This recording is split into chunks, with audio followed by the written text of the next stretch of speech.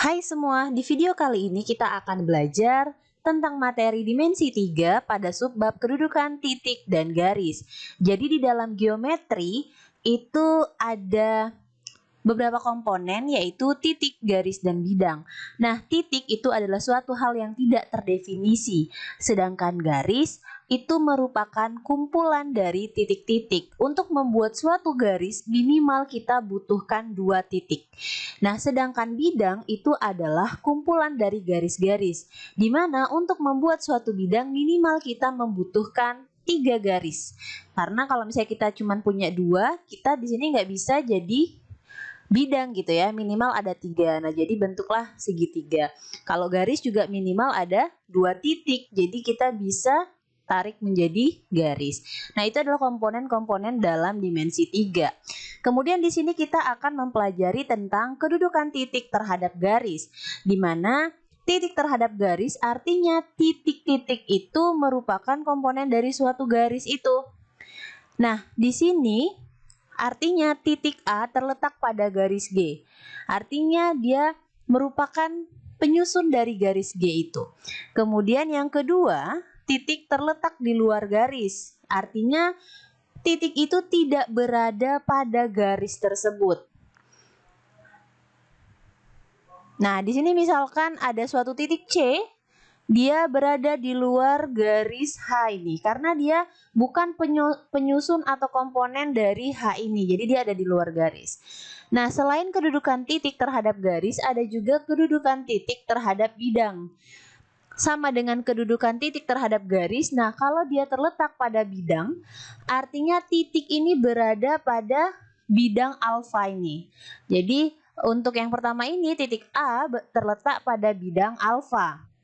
Nah, kemudian yang kedua, titik yang terletak di luar bidang. Artinya titik ini tidak berada di dalam bidang.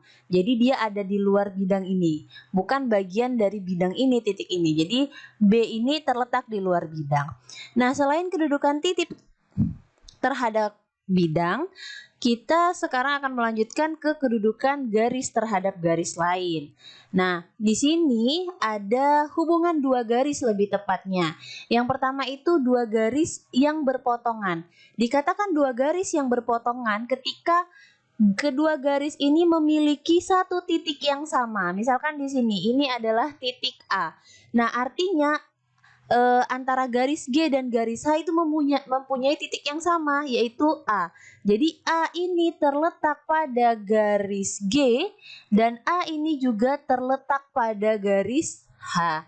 Nah, jadi dia ada satu titik yang mempertemukan antara garis G dan garis H. Itulah 2 garis yang berpotongan karena dia bertemu di satu titik. Nah, kemudian kalau untuk 2 garis yang saling sejajar, mereka ini tidak akan bertemu di satu titik yang sama. Karena kalau kita terus perpanjang garisnya, ini juga kita perpanjang garis N, maka dia tetap tidak akan bertemu di satu titik yang sama seperti garis yang berpotongan tadi.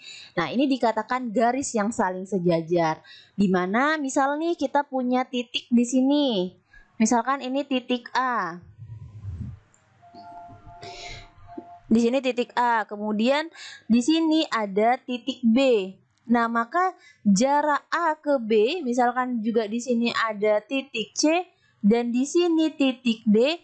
Jadi jarak A ke B dengan jarak C ke D ini akan sama. Karena apa? Karena mereka tadi yaitu kalau diperpanjang tidak akan memiliki atau tidak akan bertemu di satu titik yang sama karena jarak dari M ke N itu sama. Dari titik C ke D akan sama dengan jaraknya dari A ke B. Jadi makanya dia nggak akan ketemu di satu titik. Kemudian yang ketiga ada 2 garis yang bersilangan. Nah, 2 garis yang bersilangan ini berbeda dengan garis yang berpotongan. Jadi kalau garis bersilangan, jadi kita di sini gunakan ada suatu bidang. Nah, garis bersilangan ini dia seolah-olah, ini hanya seolah-olah dia seperti berpotongan di sini. Tapi sebenarnya mereka itu pada titik yang berbeda. Nah, jadi di sini itu misalkan ada garis M, jadi ada garis M di titik ini, kemudian di sini ada garis L, mereka bukan pada titik yang sama. Kalau garis berpotongan tadi kan ada titik yang sama di sini, titik A. Nah, ini dia tidak bertemu. Jadi garis M dan garis L ini tidak bertemu, tapi kalau misalkan garis M digeser sedikit ke atas, mereka akan bertemu gitu. Tapi di sini dalam hal ini konteksnya tidak bertemu, jadi dia bersilangan. Jadi M ini menembus bidang alfa, misalkan ini adalah bidang alfa, dia menembus bidang alfa, sedangkan L ini terletak pada bidang alfa. Jadi ini tidak bertemu. Ini di atas ini dia menembus, satunya dia garis yang terletak pada bidang alfa. Tapi kalau kita majukan garis L ini baru dia akan bertemu di sini gitu. Nah, itu bedanya garis bersilangan dengan garis berpotongan. Dia seperti berpotongan tapi sebenarnya tidak pada titik yang sama. Sekian pembahasan kita, semoga bermanfaat. Sampai jumpa di video selanjutnya ya.